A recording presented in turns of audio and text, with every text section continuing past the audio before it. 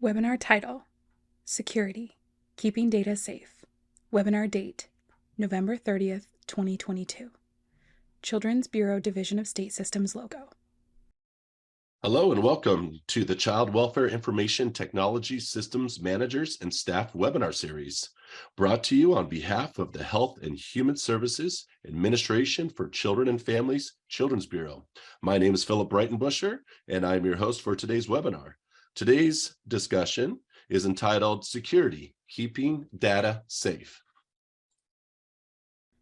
Slide title, Participating in today's webinar. On-screen text demonstrating how to participate is explained by moderator.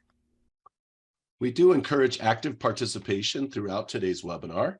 So you can type questions in using the Q&A feature, which should be located either at the bottom of your screen or the top of your screen. We will be monitoring that throughout the webinar, so please submit questions at any time using the Q&A feature. We prefer questions in the Q&A feature rather than chat, so that we can be sure that we are responding to each of those questions. You can also ask a question live using the raise hand feature, and we will then be able to unmute you. Once you've raised your hand, please monitor your chat. One of us will send a private chat to you, just ensuring that you're ready to ask that question live, and then we will unmute your line and you'll be called upon, and then you'll be able to ask the question. If you've called into today's webinar, you can just dial *9 and the presenter will also be able to unmute your line that way. After today's webinar, you can continue to submit questions either to your analyst or to cwis.questions@acf.hhs.gov. In addition to the questions in today's webinar, we will have a couple polling questions that we're going to ask you to participate in, and we would appreciate timely response to those polls as well. Slide title, Presenters. On-screen text read by moderator. Let me now introduce our presenter for today's webinar. First, you will hear from Spencer Wilder III. He is an analyst with the Division of State Systems. Then you will hear from Sujata Meenakshi Sundaram. She is a federal contract support, and Charlie Thompson, also federal contract support. Once again, my name is Philip Breitenbuscher, and I'm also federal contract support. Slide title, Audience poll number 1. On-screen text read by moderator. So let's go ahead and jump into our first polling question. The question we have for you today is, what is the primary role that you play in relation to CWIS at your agency? Please make a choice now. All right, more than half of you have already responded. Thank you very much. All right, give you just a few more seconds to make your selection there. All right, and I think we can show the results. All right, so it looks like 36% of you identify as your agency coming from the business or IT analyst, and about a quarter of you identify as an IT director or project manager. About 14% information security. Thank you for joining us today. Only 3% identify as child welfare directors or managers. Another 6% as child welfare program or policy staff, and a 3% as quality assurance or CQI. 1% also in our fiscal budget claims. Excellent. Thank you for being here. Thank you for responding to that poll. It does help our presenters kind of know who's in the audience. So we appreciate your responses there. Go ahead and we'll move to our second poll question now. Slide title, Audience poll number 2. On-screen text read by moderator. So for your agency, who is responsible for cyber, data, or IT security? Please make your selection. Thank you for your participation. We see that more than half of you have already responded. We appreciate that. All right, we're going to give this just a few more seconds, and then we'll close out this poll and share the results. Excellent. Thank you so much. All right, so about half of you say the department has a security office for all the agency, and about a third of you said it's multi-tiered, centralized and department level security. 14%, our child welfare agency administration has its own security. Just one of you said there's a security vendor, and one of you, brave soul, said, I'm not sure exactly, I have no idea. So once again, thank you for participating in those poll questions. It does help our speakers kind of get to know you and who's in our audience just a bit better. So we appreciate that. Slide with text, welcoming remarks and agenda. All right. With that, I am pleased to now welcome our first presenter, Spencer Weidler. Spencer? Good afternoon or good morning, depending upon what part of the country you're in. My name is Spencer Wilder, and I'm the analyst with DSS, Division of State Systems. In behalf of the Children's Bureau, I want to thank you all for attending this webinar session. In terms of welcoming remarks, we kind of wanted to start off this session with some things that we know. So first, we know that ultimately we are responsible for handling data from some of the most vulnerable people. We need to ensure that information is stored, transmitted accurately and securely, and accessed appropriately. We also know that in the pursuit of CWIS and innovation, there are going to be more hands that possibly touch the system and the data. Multiple developers, agile development, cross-disciplinary teams, increases with data exchanges, access to data from more stakeholders, including CWCAs or child welfare contributing agencies, families and youth. All of this increases the sheer number of people that will handle sensitive information. We also know that there's been an increase in threats and breaches. On a regular basis, we hear about a lot of the breaches, and it's a constant battle to remain vigilant and respond to them in a quickly manner. And lastly, we know that all this is happening within a culture and a landscape of mobile phones, remote workforces, social media apps, and users wanting information readily at their fingertips. Uh, so all of that is makes this presentation on security paramount and timely.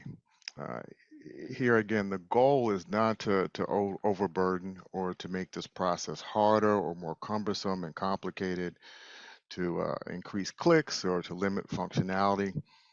It's important to know up front that security is not something that you have to endure, uh, but it should be seen as just one part of a healthy system. And so the goal here is to figure out how to do it more securely. So in order to have a full discussion, we need to ensure that you're prepared and have a full understanding of our guidance in this area. In full disclosure, we intentionally kept today's webinar at a high level, but even at that level, there's a lot of information and the webinar is packed. We are including resource and reference information that we hope will be useful to you, and we will be sending out this to all the registrants after the webinar. Our hope for today is that you'll walk away with the following: a renewed interest in knowing what to do when a data incident or breach occurs at your agency, and be ready to act. A firm understanding that security is a shared responsibility, which means vigilance, communication, and coordination of efforts at all levels. And a way to use the federal guidance to improve your security posture on a day-to-day basis and provide information that will strengthen the posture and really highlight areas for you to pay attention to. Next slide. Slide title, agenda, on-screen text described by presenter. So in looking at the agenda, the focus of my portion of the presentation will really be to offer an overview of our federal guidance. I know it may seem counterintuitive to kind of start off talking about breaches and incidences, um, but we believe it's a good place to start to have a clear understanding of the things we want to minimize. I will also share some information about developing security plans to help you increase your security posture and keep your information safe. After that, I'm going to turn it over to my colleagues and my co-facilitators to talk about various approaches we're currently using to prevent the threat of data and a focus on cloud systems that more agencies are adopting as a part of their IT infrastructure. Next slide. Slide with text, data incidents and breaches. So let's get started. Next slide. Slide title, data incidents and breaches, definitions. Definitions and differences between an incident and a breach explained by presenter. So there's a growing number of terms and jargon related to security, but for our purposes, we're kind of narrowing our focus in this webinar down to two essential concepts or terms. I'm not going to spend a lot of time reading the slide, but I think it's important to know the difference between the two. So an incident is really an occurrence that actually or potentially jeopardizes the confidentiality, integrity, or availability of data within your system. A breach, on the other hand, is a loss of control, compromise, unauthorized disclosure of said information. It's important to know the difference between the two. Oftentimes, the definition of a breach will actually use the word incident, but what's highlighted here is that what happens in the difference between the two is really about what happens to the data. Incidents will put your agency at risk of losing data. Breaches are where data is actually lost.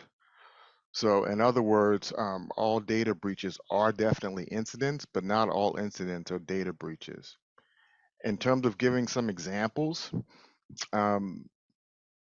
think about the caseworker or the supervisor who accesses information about friends or relatives who are recently come to the agency's attention.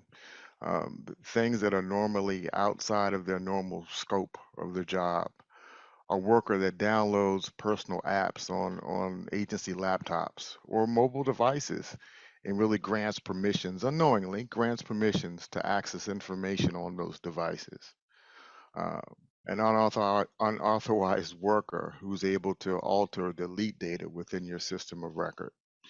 Uh, the sending of referral and case information by CWCA via email that may not be encrypted, or workers that are testing the system and have access to production data, including PII and PHI. A super user that has the ability to create and approve financial payments for a provider. Or maybe an AI tool that could inadvertently match and merge wrong clients. All those are examples of incidents that you need to be aware of. When it comes to breaches, examples include workers that may send client names and social security numbers to providers to via email, in the search to get services. Maybe older youth who have been given an agency device and they grant permissions to share, sometimes their personal information and address. Data exchanges that may inadvertently end up with the wrong provider. All of these things are opportunities of there being breaches where information was lost. The one thing to note about these definitions is that it doesn't really talk about internal or external. Breaches and incidents can both come from outside or from inside an organization. Second thing to note about these definitions is that there's no standard on threshold. The definitions really talk about there being a single occurrence. So in theory, one incident is just as significant as 100. Now, of course, your response is going to vary, but the point is that there should be a response. And lastly, this isn't to always assume that all of these events are malicious. There are many times where workers believe that they are really doing what they need to do, and they believe it's more effective and efficient. Next slide. Slide title: Data Incidents and Breaches, Consequences. 7 boxes of text surrounding a lock icon. The 7 boxes read: 1. Regulatory and compliance penalties. 2. Communications. 3. Loss of customer trust and confidence. 4. Financial impact, financial loss, remediation cost, revenue loss. 5. Technical investigations and protection measures. 6. Disruptions to operational activities. And 7. Breach notifications to users. So now that we've kind of talked about, and really honed in on what we're looking at, I think it's important to talk about the other side or the end result and the impact that breaches can have. Ultimately, child welfare and social work practices relies on us being good data stewards, administering and coordinating services as an agent for someone else, which is a lot different than you giving your personal information for your own purposes. Um, we are asserting that the information that we are, bound to protect is not going to be used in any way to further injure or hurt people that we're mandated to serve. So this slide represents a number of the possible outcomes of security incidents and breaches. But what I really want to highlight is the impact that it carries on program, practice, and people. Users want to be assured that data is secured and protected. So outside of your reputation, there needs to be an understanding that these things can really impact a person's entire lifetime, and go far beyond just the event itself. So once again, we don't want to make vulnerable people more vulnerable. Uh, you know, I So one of the basic tenets of CBIS really is data integrity. And data integrity refers to the reliability and the trust that you have in data throughout its life cycle. Life cycle. Um, Workers want to make sure that the data is accurate and confident in the data that they see on a screen. Without that, everything suffers. User adoption of your system, the ability to make data decisions, clinical decisions, everything becomes at risk. Next slide. Slide title: Data Incidents and Breaches, ACYF CB IM 15 04. Slide text reads: Issued July 1st, 2015. Purpose: Summary of key management practices state and tribal Title IV-E agencies may consider when developing plans to detect or respond to data breaches involving personally identifiable information, PII, personal health information, PHI, or child welfare data. URL link reads www.acf.hhs.gov/sites/files/documents/cb/im 1504.pdf. So we want to shift right now, since we've talked about the kind of bookends, we've talked about the definitions, and we talked about the consequences. And so now I'm going to spend the remaining time of my time in this presentation really focusing on our guidance, which is IM 1504. We've provided the link. You can also find this information on our website, but we want to get into some of the particulars about how you can actually operationalize some of the information here. Next slide. Slide title: Data Incidents and Breaches, Incident Response Lifecycle. 4 different colored boxes are side by side. From left to right, a green box reads Preparation. A yellow box reads Detection and Analysis. A red box reads Containment, Eradication, and Recovery. And a blue box reads Post-Incident Activity. Left-facing arrows between all boxes, and a right-facing arrow from red to yellow box, and from blue to green box. So NIST, which is the National Institute of Standards and Technology, really does a really good job at outlining the basic progression of an incident response. And just like a lot of things in the IT world, there's a life cycle to it. So for simplicity and kind of ease of reference, we're actually going to condense these 4 areas into 3 phases: preparation, response, and post-incident activity. And so we wanted to use this diagram, just more of a visual representation of what's in the IM, and as a way to talk about some of the major points in the IM. Next slide. Slide title: Data Incidents and Breaches, ACYF CB IM 15 04. Main bullet reads Data Breach Response Plans, General Guidelines. Second bullet reads Phase 1, Preparation before the breach. Several sub-bullets under second bullet are summarized by presenter. So it's really important to know from the onset that all three of these phases have one basic assumption. There will be a security threat. It's not a question of if, it's a question of when. So it's really important that all states embrace this and plan accordingly. Not going to go through the full list, but there are a couple of things that we wanted to highlight. First and foremost, making sure that you review your system and identify where sensitive data resides. Know where your confidential data is.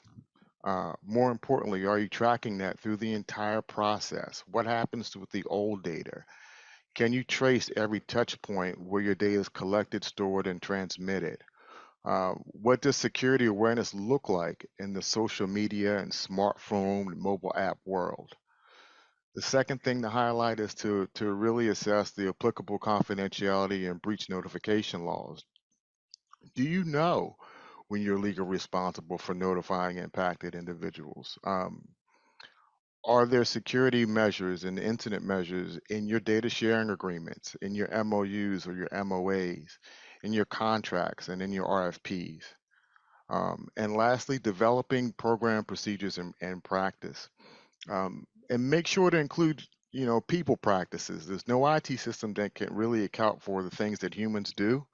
So you want to make sure that you pay attention to those things that could inadvertently put you in an insecure or unsecure posture. Next slide, please.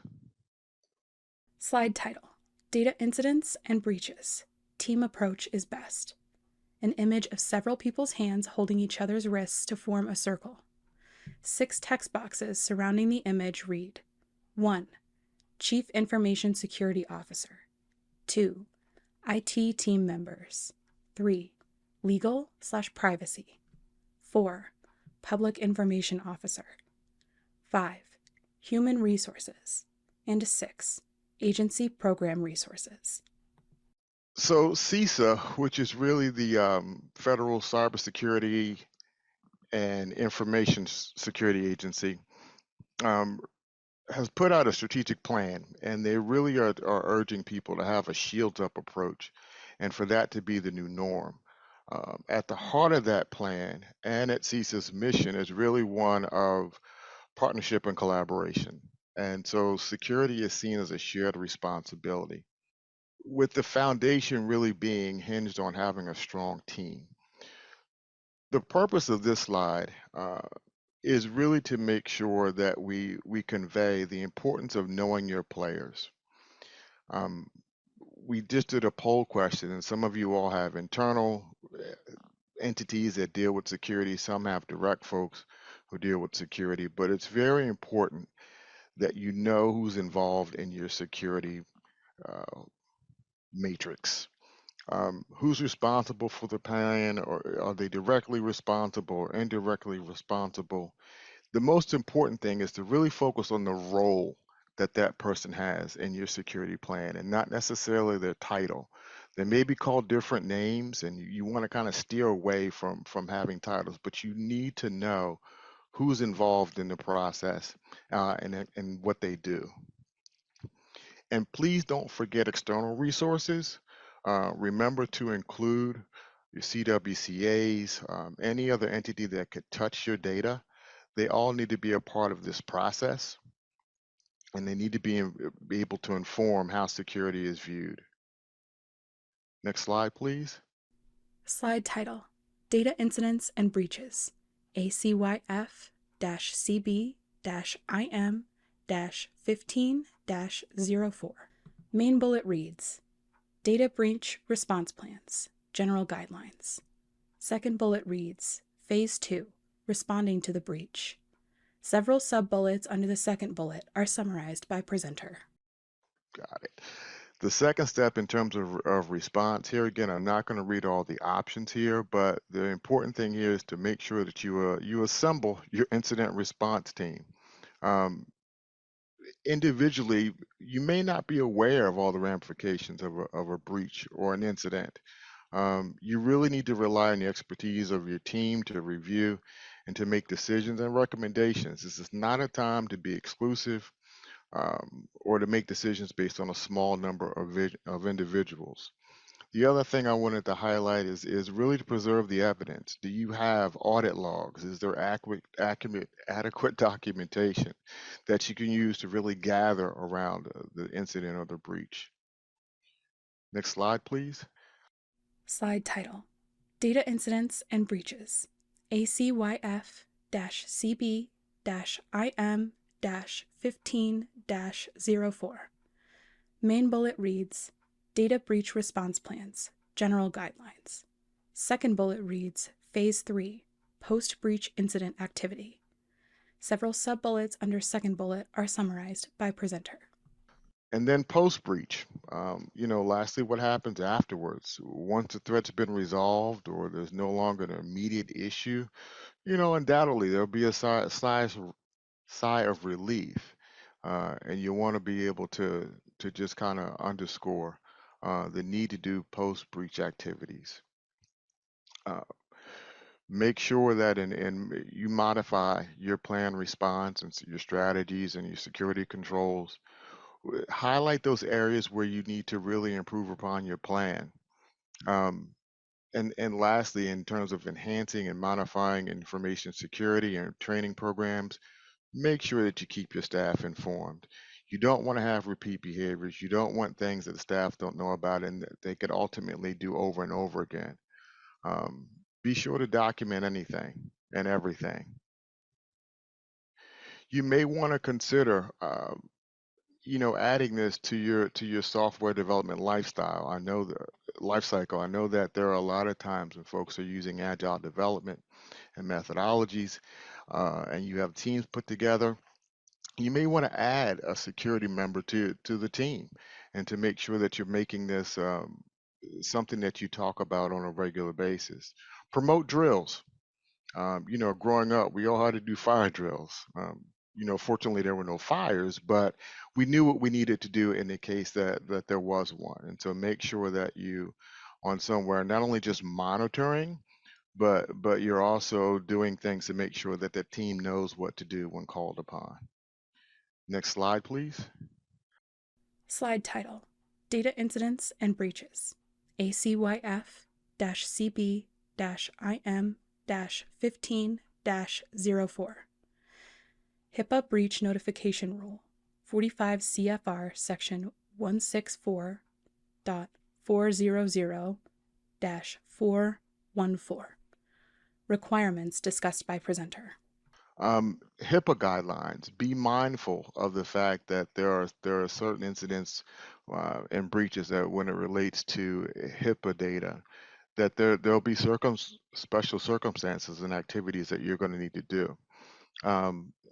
Extra steps that you may need to take. So individual notices, media notices, and notifying the secretary are things that you're going to have to do in the event that HIPAA data is somehow threatened or breached. Next slide. Slide title: Data Incidents and Breaches, Incident Response Plan. Bullets under Be Prepared for Action read, General Agency Procedures. Incident Response Team Points of Contact. Define roles/responsibilities for the IRT team members. Methods of communication. Escalation protocol. And have draft notifications and public relations materials ready. So your agency, in terms of being prepared to take action, your agency really should have an incident response team, which is kind of, and a plan to go through every step of what happens when there's an incident or a breach. It's important that you update these plans, the procedures are written down, and you have communication at all levels, and that every person knows what to do. The one thing that I would add to this particular slide is to make sure that you know how quickly your team can mobilize and respond. You want to make sure that these folks can be able to be responsive and readily accessible. Next slide, please. Slide title: Data Incidents and Breaches, System Security Plan.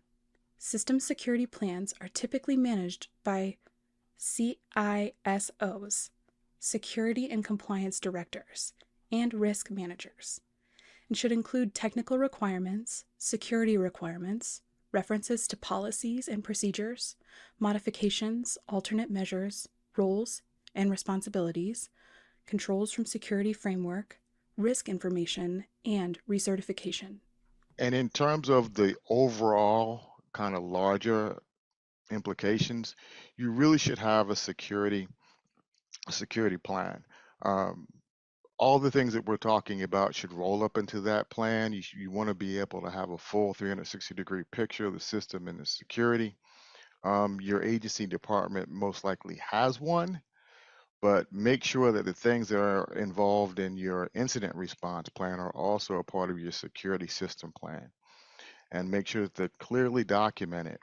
Um, the particulars of the security plan could actually be a topic of an entire new webinar. So we're not going to go into the detail, but in the references and resources attached to this presentation, we have templates. We don't endorse any particular template, but it does offer a way to give a more complete thought in thinking about how your security needs to be addressed holistically.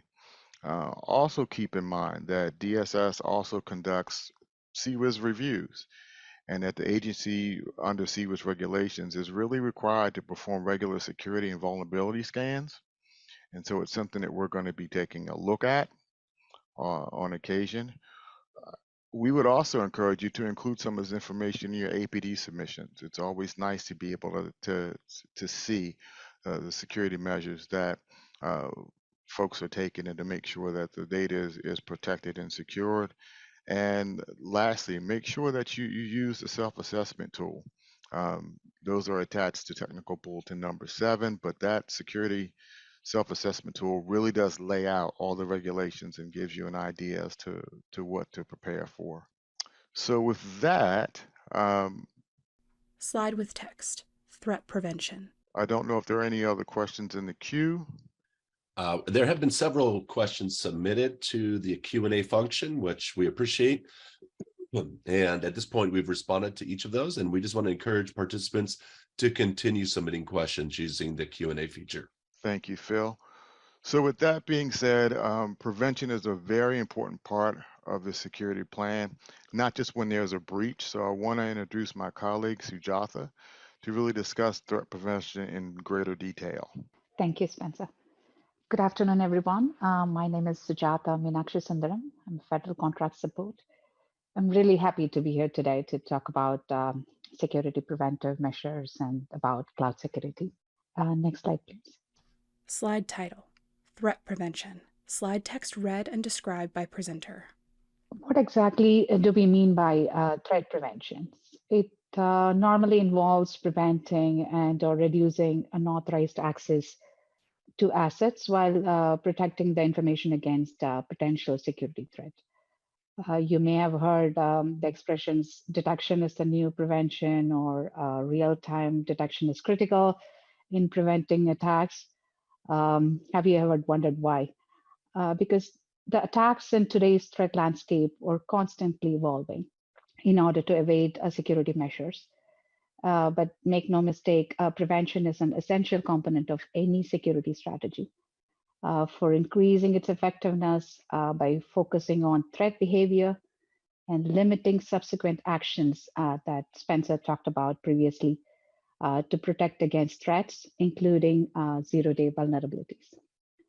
When we say zero-day vulnerability, what exactly do we mean by that? It is a security risk in a software that is not publicly known, or the vendor is not aware of it yet, or the patching is not done. It has a high success rate as agencies do not have defenses in place to detect or prevent them.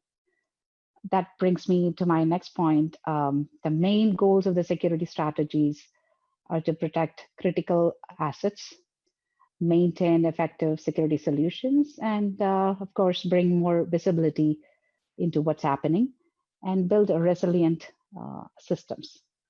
Because of the evolving threat landscape and expanding attack surface, there is a need to evaluate emerging prevention techniques in order to build a resilient system that can boost users' trust and their confidence as well. Next slide, please.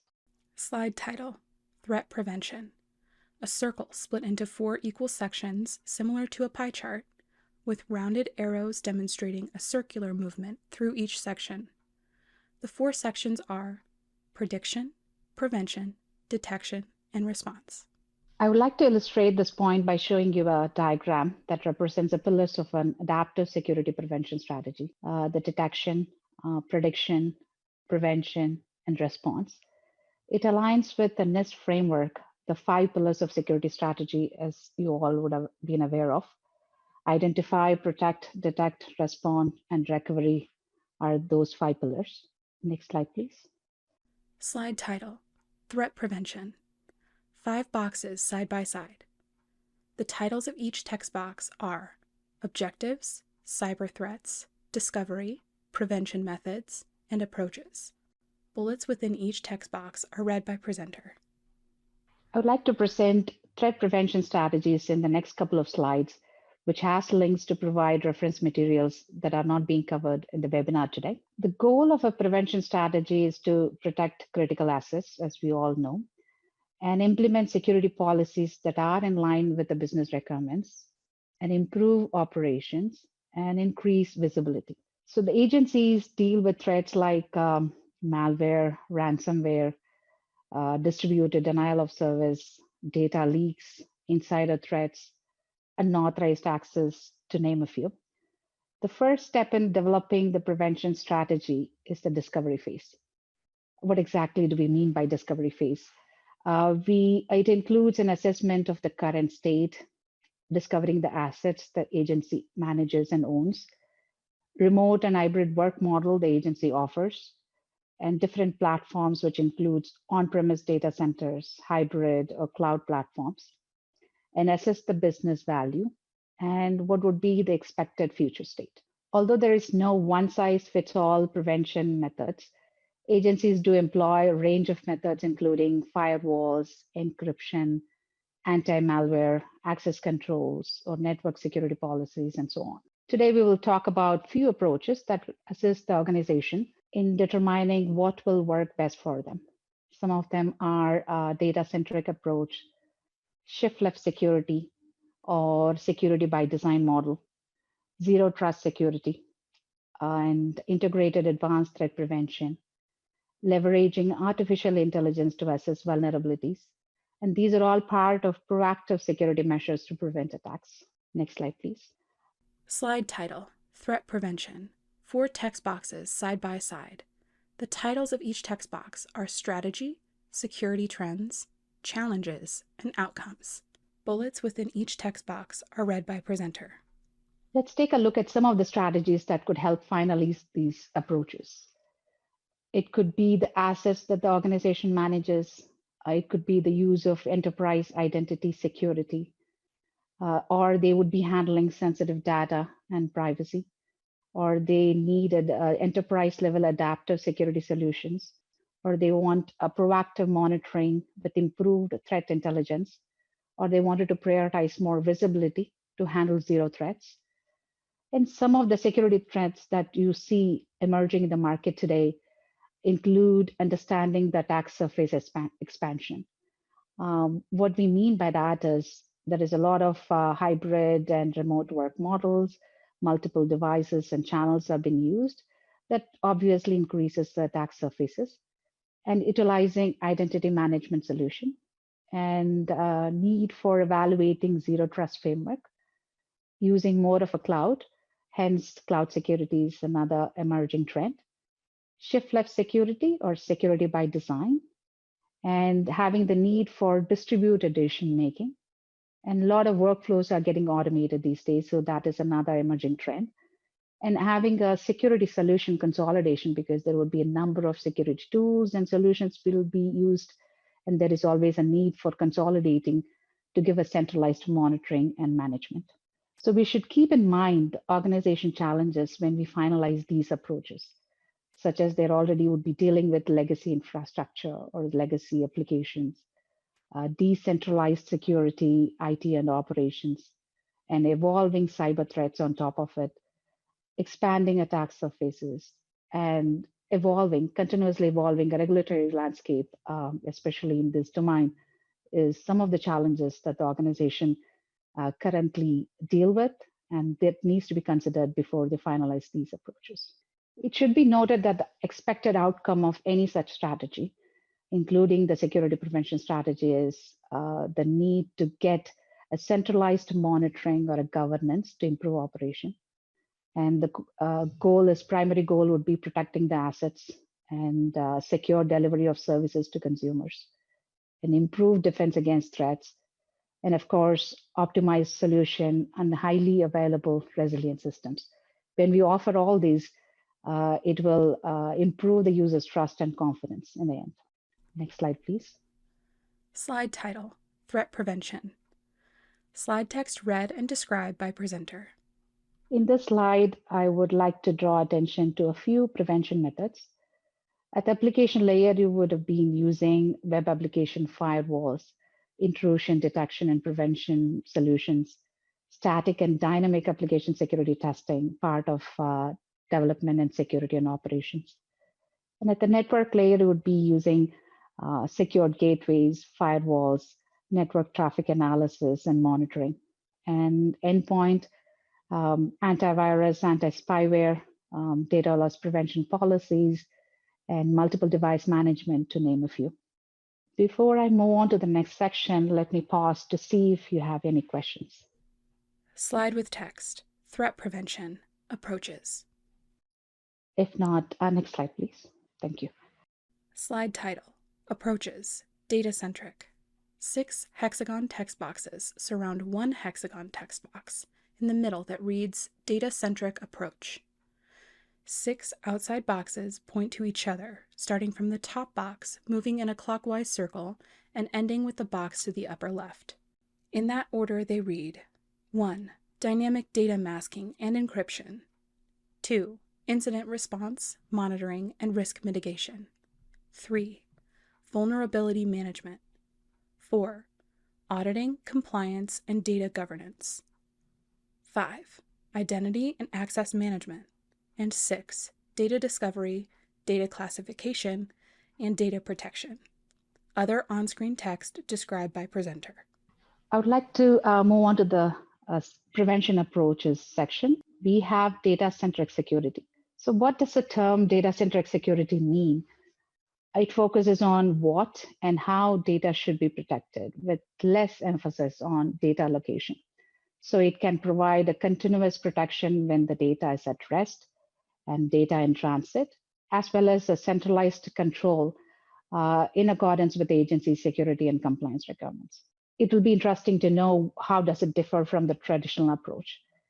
Traditional approach primarily focuses on protecting where the data is located. So there is always a continuous need for developing different strategies for different type of data sources, and also when the data is moving, when the data is in transit. Next slide, please. Slide title, Approaches, Data-Centric. On-screen text read by presenter.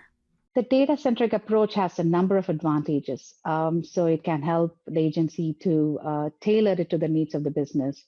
It can protect sensitive data to reduce business risk. It can provide ease of maintenance and centralized governance. And on a high level, let's talk about how do we design and implement this strategy. The organization needs to start with data discovery and classify the different data that they use and manage and access, data access methods, the type of access controls, and evaluating dynamic data masking solutions, and looking into the persistent encryption. Persistent encryption means at the field level or at the record level, or encryption in transit or encryption at rest, and developing data loss prevention policies, retention and purge policies, and not the least, having a very reliable data backup and recovery solutions. I mentioned about access control, so wanted to briefly talk about the same. The role-based access control follows the principle of least privilege, so it can allow or restrict access based on the user role. And similar to that, attribute-based access control allows or restricts data access, but it can provide a fine-grained authorization using attributes before granting access to the users.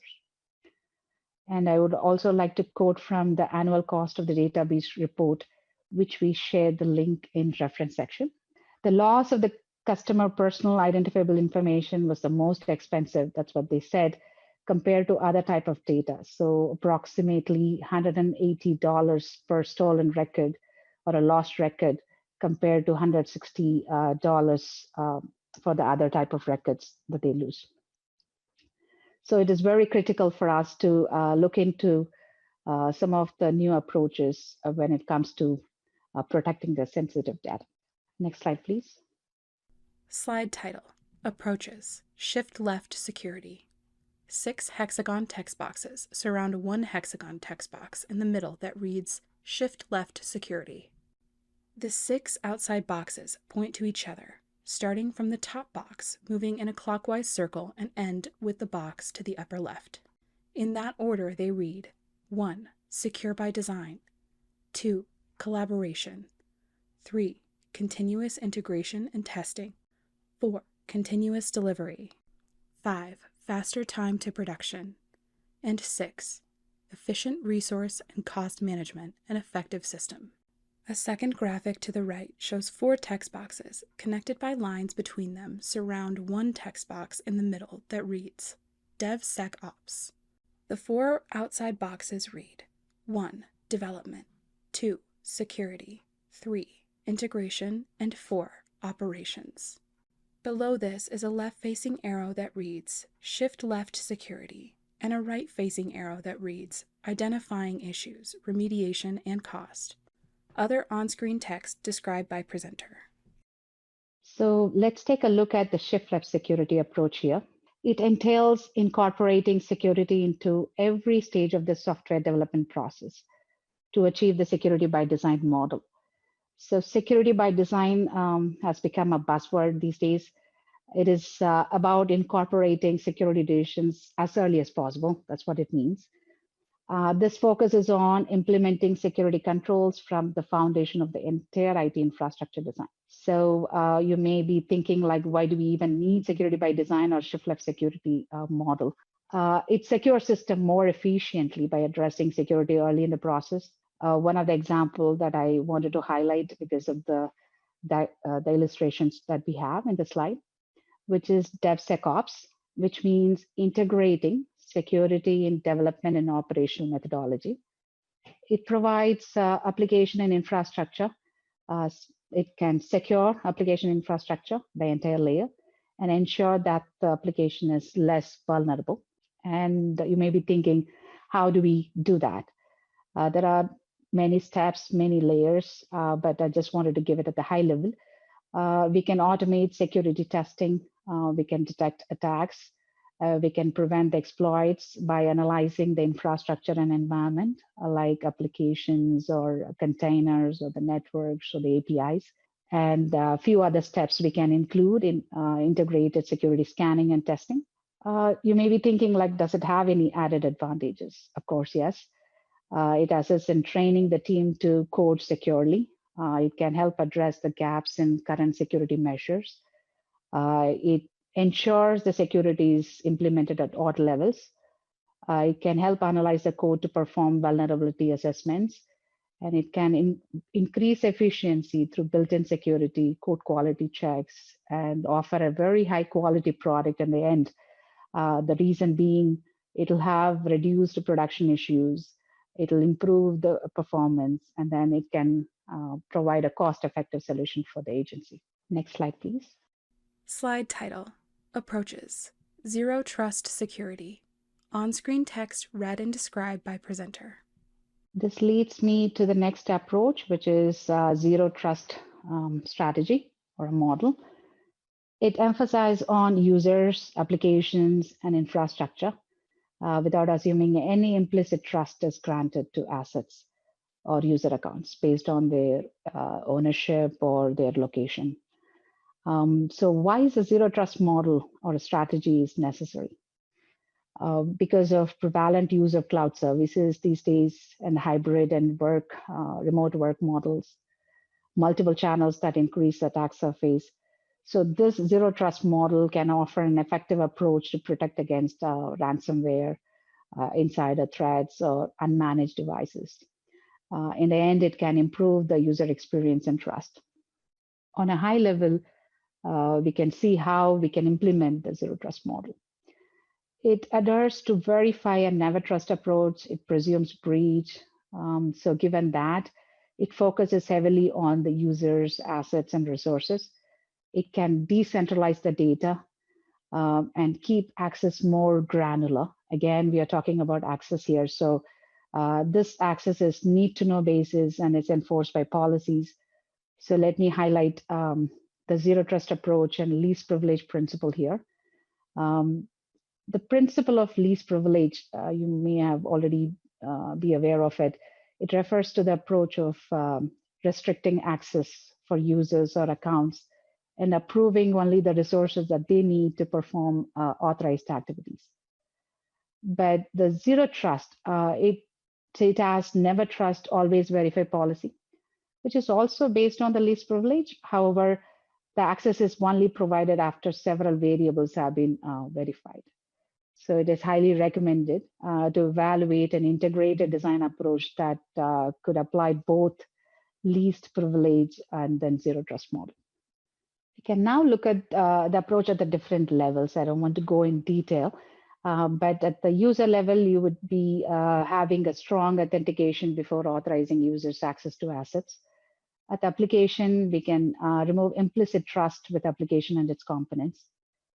Following no trust granted to assets approach would be used in the infrastructure layer. From the effectiveness standpoint, it simplifies the enterprise level security architecture and it improves the user experience. Next slide, please. Slide title, Approaches, Zero Trust Security. 6 hexagon text boxes surround 1 hexagon text box in the middle that reads, Zero Trust Security Strategy. The 6 outside boxes point to each other, starting from the top box, moving in a clockwise circle, and end with the box to the upper left. In that order, they read 1. Users, 2. Device, 3. Network, 4. Infrastructure, 5. Application, and 6. Data. Other on-screen text described by presenter. What steps would follow in putting the strategy into practice? That's the question every agency organization would be thinking. The organization can begin by assessing the current state. They can define what would be the baseline. What is the target to develop a transition planning, because it's not a big bang approach. They have to slowly, gradually move from and address the gaps while they're doing the transition planning. And analyzing the gaps to address any data interoperability challenges that they would come across, and develop some continuous authentication or a continuous multi-factor authentication model, and also evaluate if attribute-based access control or any other form of access control would work for their agency and applications, and using static and dynamic security scanning, and of course, implementing an enterprise level identity and access governance with a more emphasis on the data security and handling, of course, on adding the business value to it. Let me pause to see if we have any questions. Okay, thank you. Yeah, there are a couple questions that have come in, and we're going to continue to monitor those. So thank you for those who have submitted your questions via the Q&A function. I also wanted to let you know that you can use the raise hand function and ask your question live if you'd prefer to do that.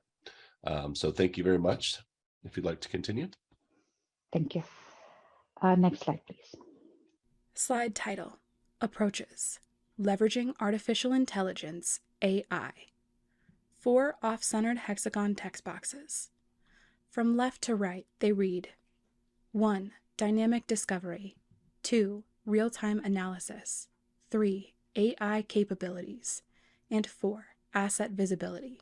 Other on-screen text described by presenter. Moving on to this slide, which discusses the use of artificial intelligence in threat prevention strategies.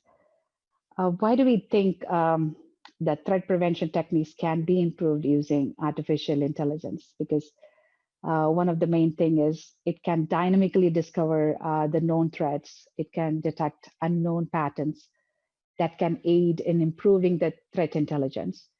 It can be used to locate known risk on the go and find previously undetected trends that can improve it.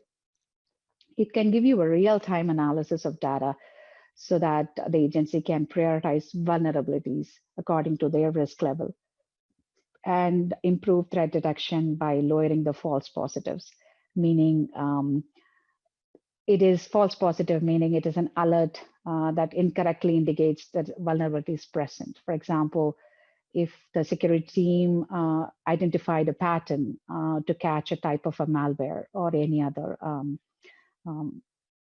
vulnerability, there would be an alert that was raised when the malware is not even present. So that's what it means about a false positive here.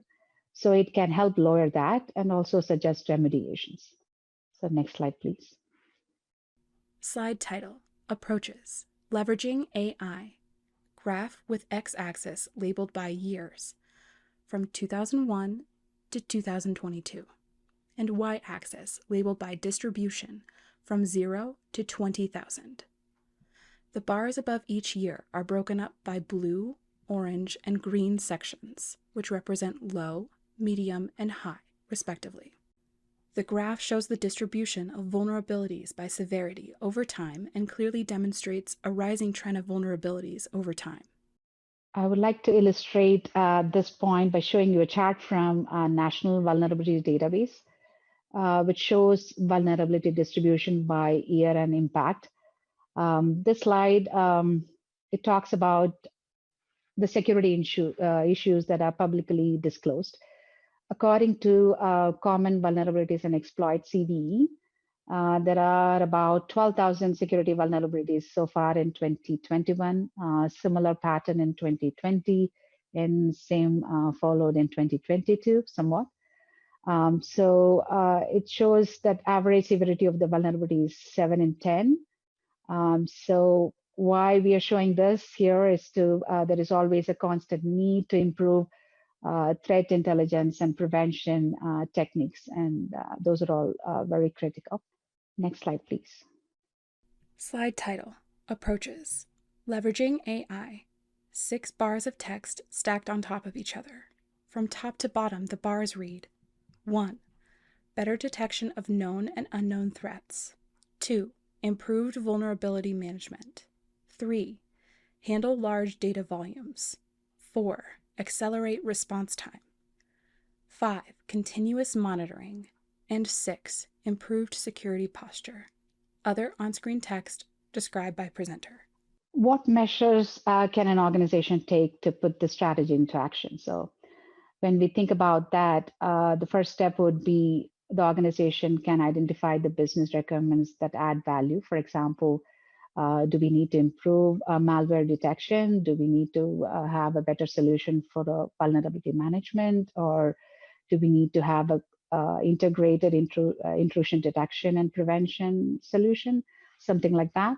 And identify the different data sources that they get information from and exchange information to, and also assess the risk of a user behavior so that helps them to classify the risk and have a better understanding of malicious behavior and identifying it, and then detecting those anomalies. So I would like to again quote from the annual cost of a data breach report here. Quote, they said, the adoption of AI, the artificial intelligence, is one of the top mitigating factors to reduce the cost of a breach. This is about the public sector. So it's about saving companies anywhere between 1.25 million to 1.49 million compared to those who did not have significant usage of these tools. But this gives a little bit more insight into looking into the artificial intelligence in threat prevention strategies. Next slide, please. Slide title, Approaches, Integrated Advanced Threat Prevention. On-screen text read and described by presenter. I would like to move on to this section, which is about integrated advanced threat prevention.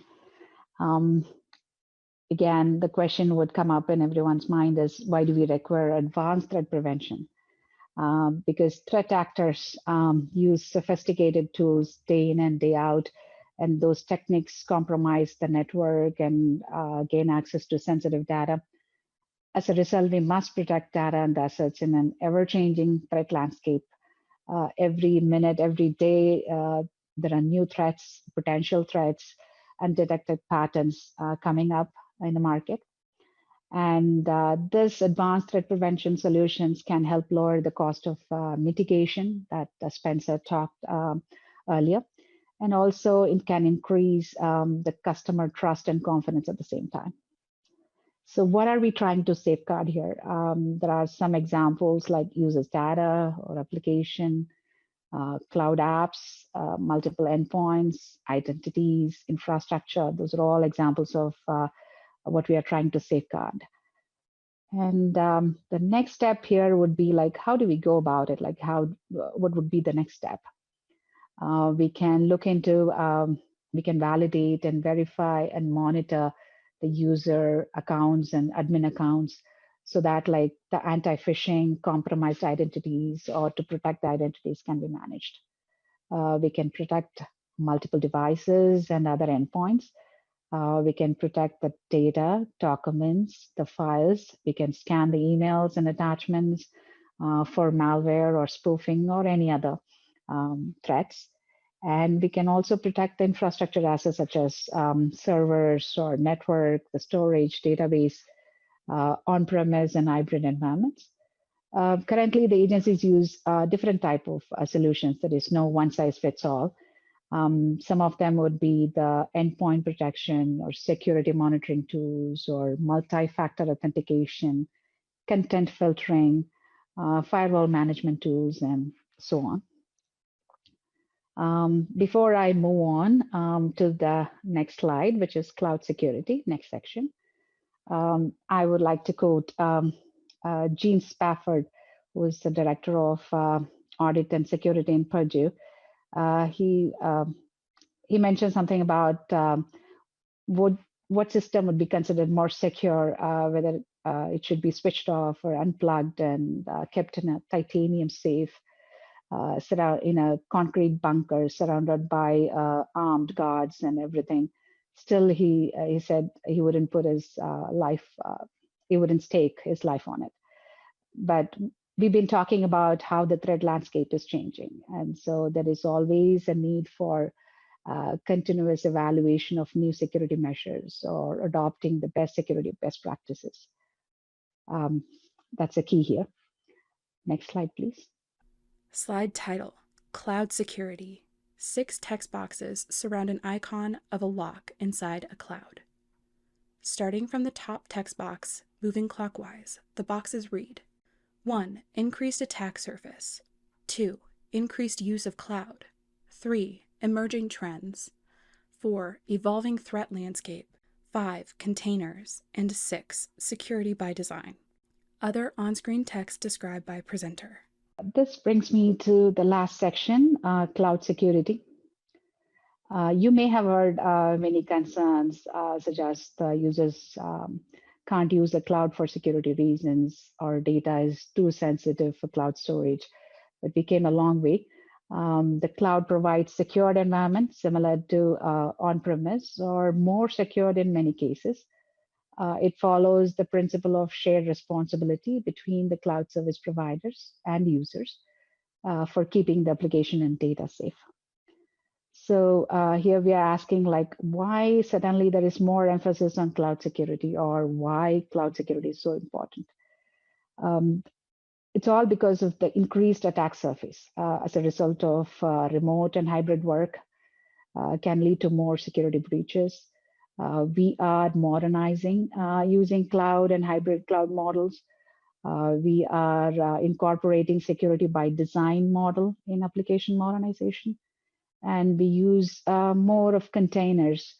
And then that can increase the business risk. So we need to put great emphasis on cloud security here. Before I move on, let me explain what a container is. It is a software package that contains an application and its dependencies and its libraries and its configurations. So it is quite portable. What it means is like it can be technology agnostic, platform independent. It can be infrastructure agnostic. So we all use containers because they are standard solutions for deploying applications in the cloud or a hybrid platform. It gives greater efficiency, portability, flexibility, agility, and also give an edge, competitive edge for the agencies in the market. So that's why quite a number of teams and agencies and organizations use containers. So we could think of what challenges can we expect and how should we prepare for them. Some of the challenges are limited flexibility of traditional solutions to support ever-changing workloads, increased attack surfaces, emerging trends in process automation, widespread use of DevOps and DevSecOps. We can address these challenges by focusing on building a reliable backup and recovery solutions. And then we improve the baseline security posture by using the security compliant cloud platforms and do a regular compliance and security audit and adopt policies aligned with the regulatory changes. So these are all some ways which we can help address, the organization can address these challenges as well. That brings me to the end of my presentation. And thank you so much for your time. And now I will pass you over to my colleague, Charlie Thompson. Slide with text. External Attack Surface Management, EASM. Thank you, Sujatha.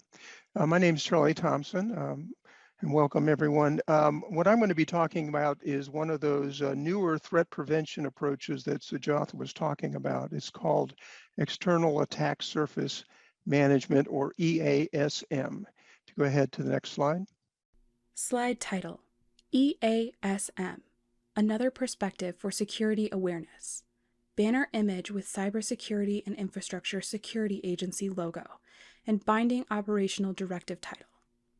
URL link to www.cisa.gov/binding-operational-directive-23-01.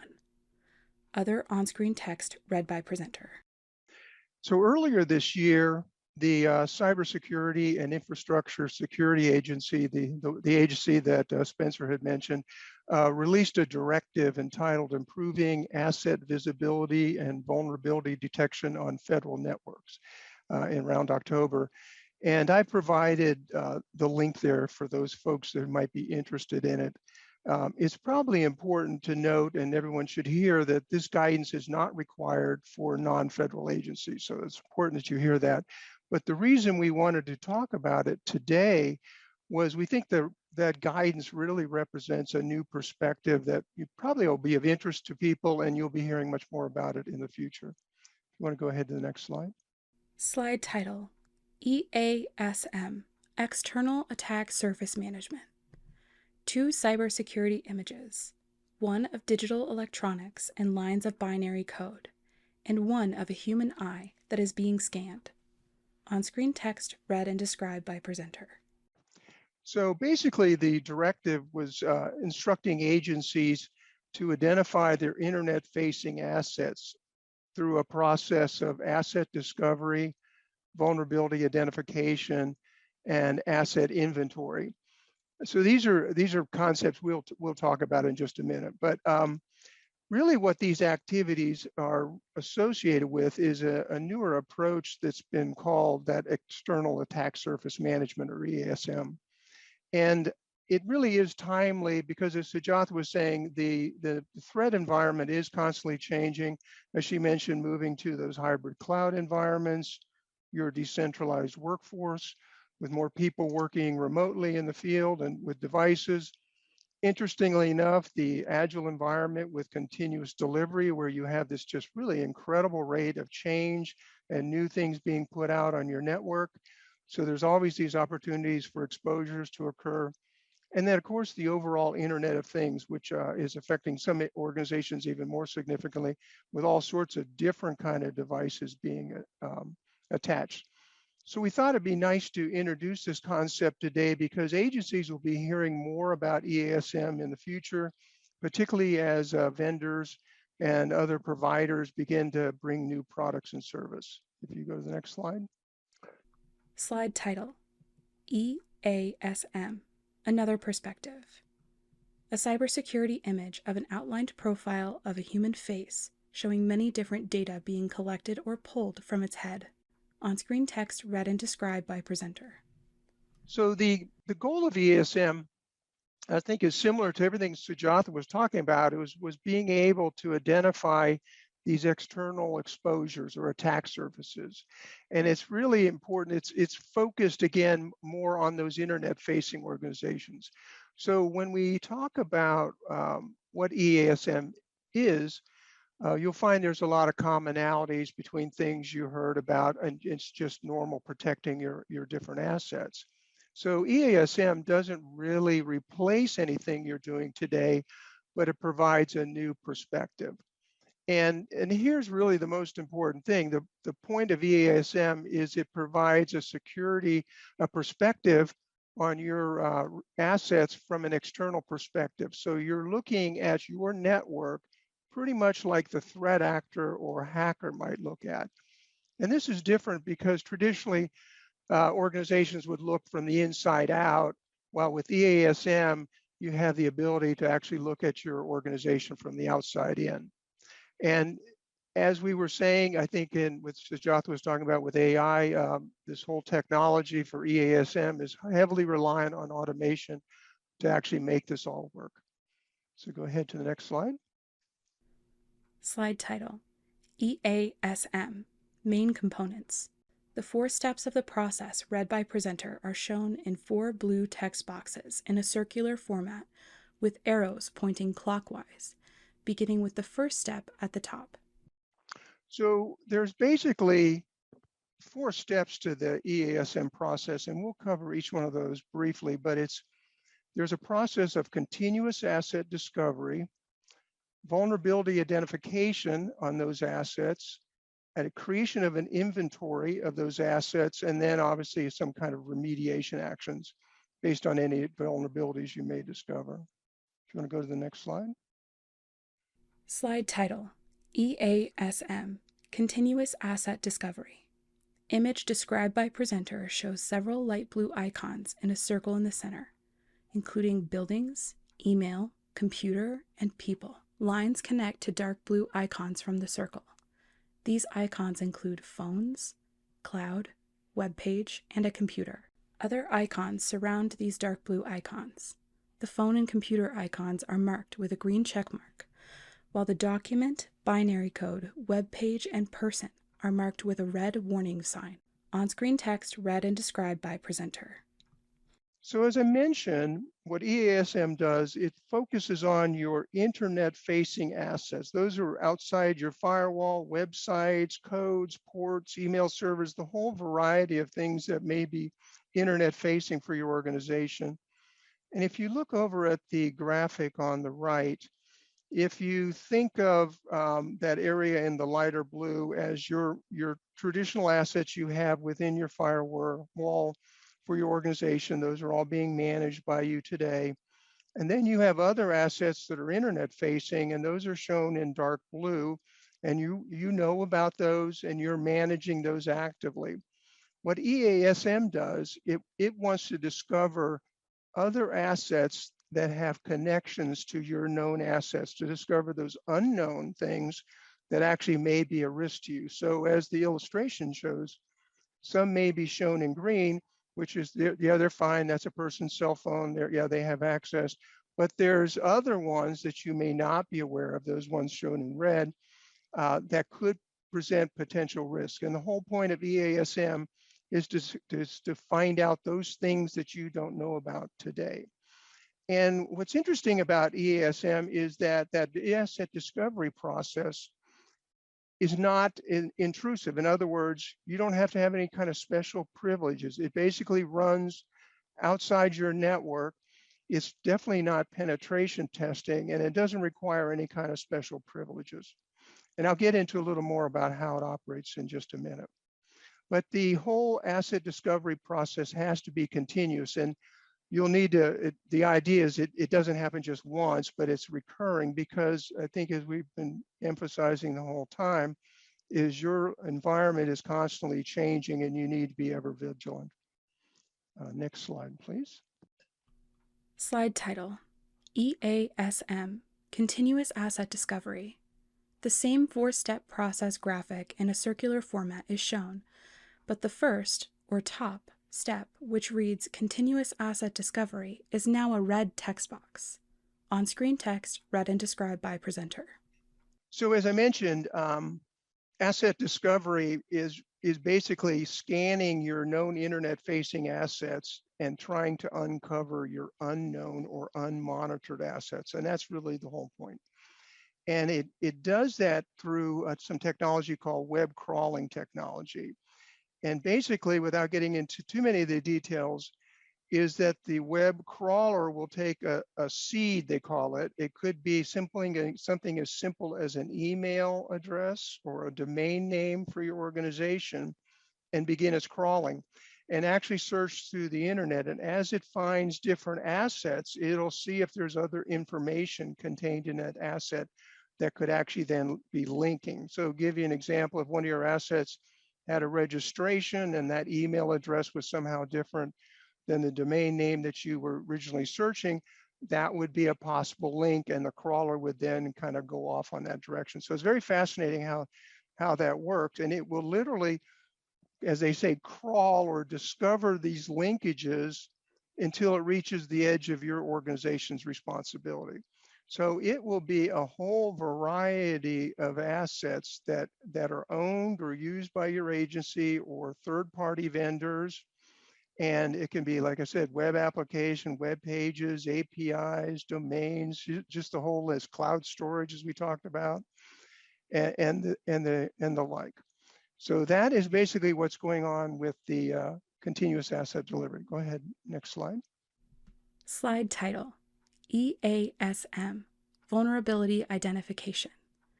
The same 4-step process graphic in a circular format is shown, but on the second or right step, which reads Vulnerability Identification, is now a red text box. On-screen text read and described by presenter. So simultaneously, as it's going through that discovery process, as it identifies an asset, it goes through a vulnerability analysis phase. And this is similar to what you do today with your own scans that you do inside your network, for example. So it'll try to detect things about that asset. So whether it's an operating system or what applications or what ports are being used, with the idea that it'll start trying to find out, like, where there's some outdated software versions, like you didn't remember this website you had and it has a software version that now is a potential risk. So we can find those that are missing updates. I thought an interesting, one of the things that it can find is whether, like on domain names or SSL certificates, it'll find out if you're close to expiration or been expired, because that could be a risk where a hacker might be able to take over that from you. And it can also validate compliance with your policy. So if you have, for example, a policy that says you only have some certain ports open, it can then take a look at that asset and determine whether it complies with that. So the whole idea then is it will use that information to do some kind of vulnerability ranking so that you can understand what kind of weakness or risk that there may be. Go ahead, next slide. Slide title, EASM, Asset Inventory Management. The same 4-step process graphic in a circular format is shown, but the third or bottom step, which reads Asset Inventory Management, is now a red text box. On-screen text read and described by presenter. So naturally, as this information is being obtained, then we're going to the system will go ahead and save these assets into an inventory. And then this provides you and the agency with really a dynamic record of your web applications and all those internet facing assets you may have.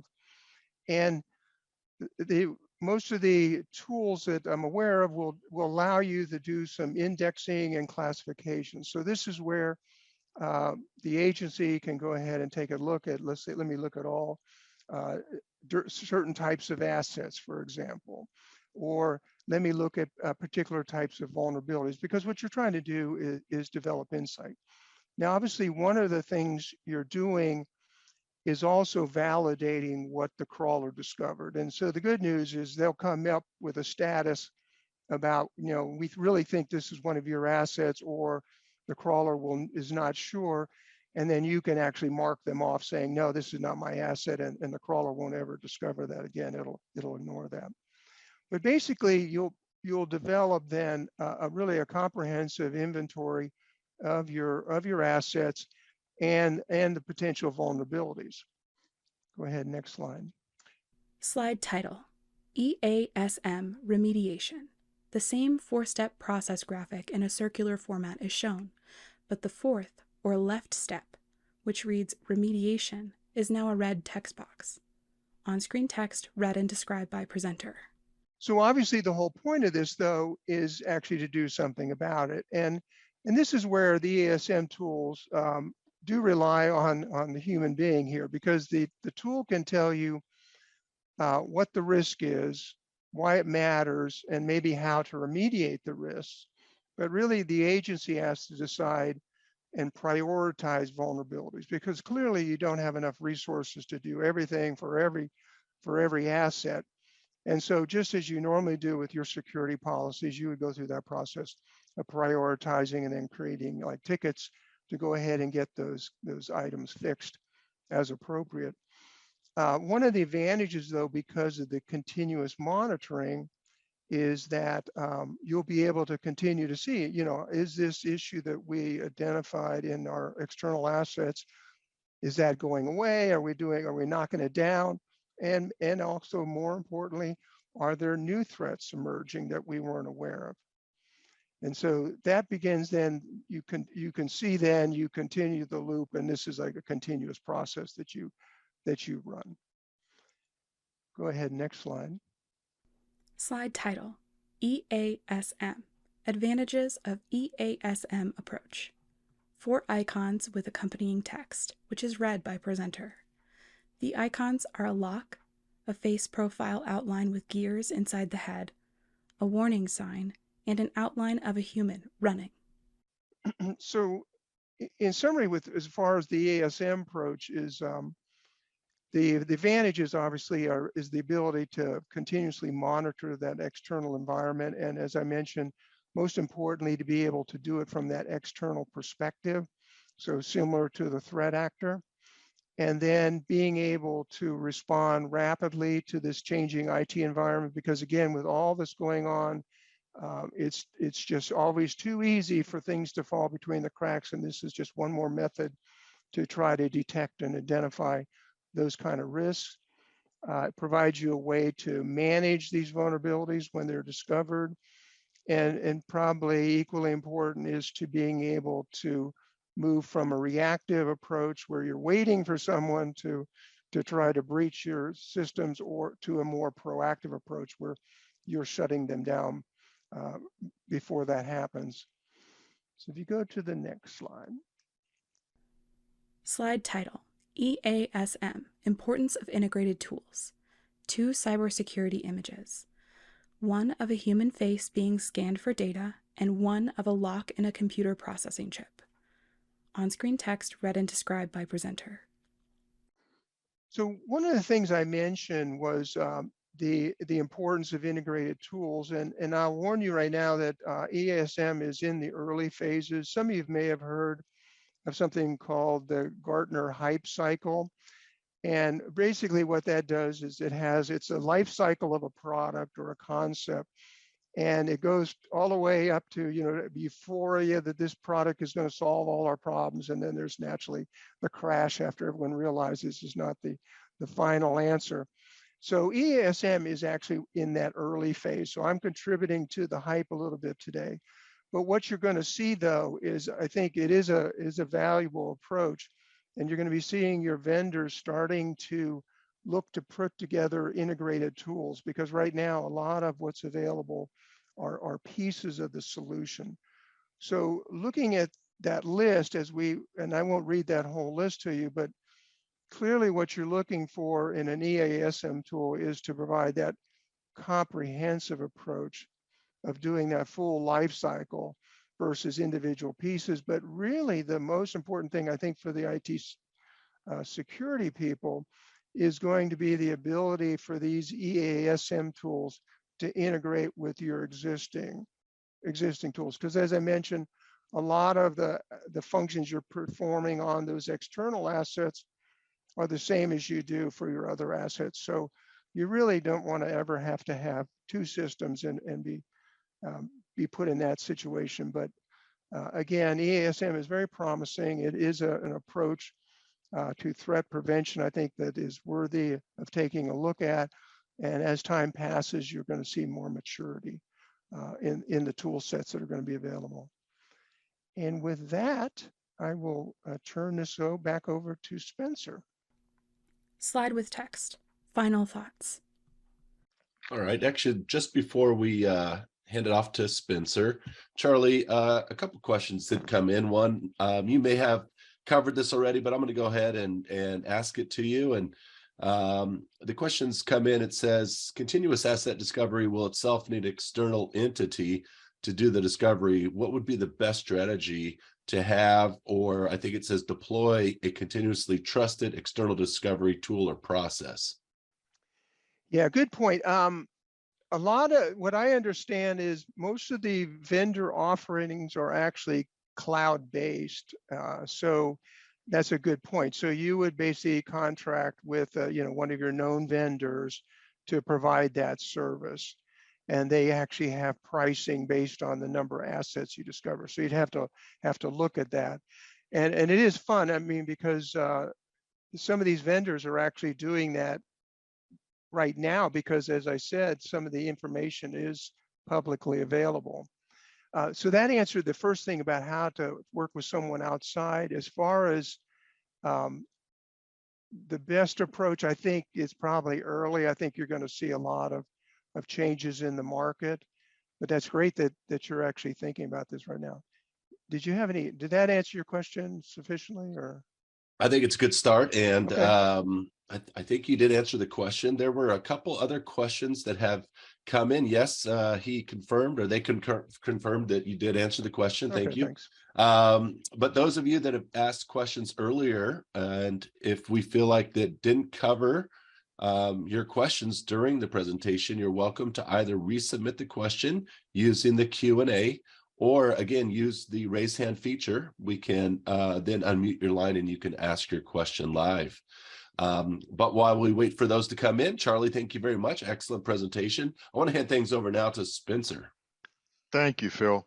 So I just want to have a few closing remarks. I think there's a lot of information that's been given, and I just want to highlight some areas. So we've talked through about just kind of defining what security incidents and threats were. We talked through being able to know your team, that documentation is key, and to really be able to figure out what your incident response plan is, and then how that fits overall into your security, in your system security plan. We've gone through and talked through some of the resources. There were templates that were given, or that are given, in the reference section of this presentation.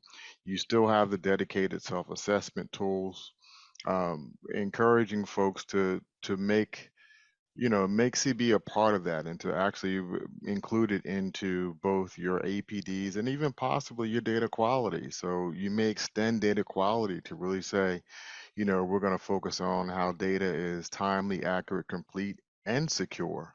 And that may be a good way to make sure that you are integrating these things into an overall structure and plan. Heard from Sujatha, and I think her major point is very valid. Security begins in planning. It should be built in and not bolt on. And if you can't afford security, you can't afford the breach. So make sure that you're doing those things on the preventative side that really improve your security posture. And I think Charlie here again did a great job at talking about how early detection is key, and then offering an approach that's out there right now that may be still cutting edge, but an approach that can help highlight some of the dark spaces, some of the things you didn't anticipate, some of the vulnerabilities that you don't know exist. And those things are there. I think the overall point is that as your CWIS stretches, so should your security plan and your measures. But with that said, I hope that I hope all the states and attendees were able to pull information from this. It is a lot of information to take in, so I encourage you all to be able to, listen to this or maybe invite security officers to take advantage of the information that we shared here. I want to thank all for attending. I want to thank my co-facilitators and my colleagues and all contract support. Um, the session has been recorded and we'll make it available as soon as possible. Once it's approved, prior to approval, you can always reach out to your federal analyst and he or she will be able to give you a copy. And lastly, I just want to underscore one thing. I think this is still yet another opportunity to highlight the marriage that needs to happen between program and IT. I think oftentimes what happens is that the workarounds, you know, malicious or not, is that if the system is not developed in tandem with the program, staff will create workarounds and shortcuts, and sometimes that can be places where security issues are inadvertently created. And so here again, from a CWIS perspective, and myself and I know all the other analysts push this very hard in terms of making sure that you're building your system to meet business needs and to really figure out what problems you're trying to solve and where those pain points are, and help build things that support their work and can do things that more effectively and efficient. So with that, the last thing I will say is please take advantage of your federal analyst. If you have any questions, if there's a need for further TA or support, please reach out to your analyst, and he or she will be able to guide you in the right direction. So with that, thanks all, and I turn it back over to Phil. Awesome. Thank you so much, Spencer. Some great nuggets there in your closing remarks about the encouragement for practitioner-led solutions, and also a great quote there. If you can't afford the prevention, you can't afford the breach. I love that. So once again, we thank you, those who have submitted their questions. Slide title, Questions and Answers. Slide text reiterates how to submit questions, which is described by moderator. We hope that we've responded to those, though. If you have additional questions after today's webinar, either reach out to your analyst or you can submit those to cwis@acf.hhs.gov.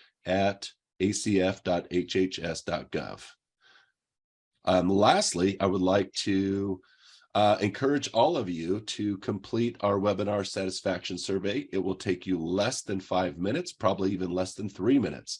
So once we close out the webinar today, it should direct you directly to that survey. And we do appreciate your feedback, and we try to incorporate that in future webinars. So lastly, let me also just thank Spencer and our presenters, Charlie and Sujata. Thank you so much. Thanks for all the participants. And with that, this will close today's webinar. Thanks for being here, and thank you for your service to children and families.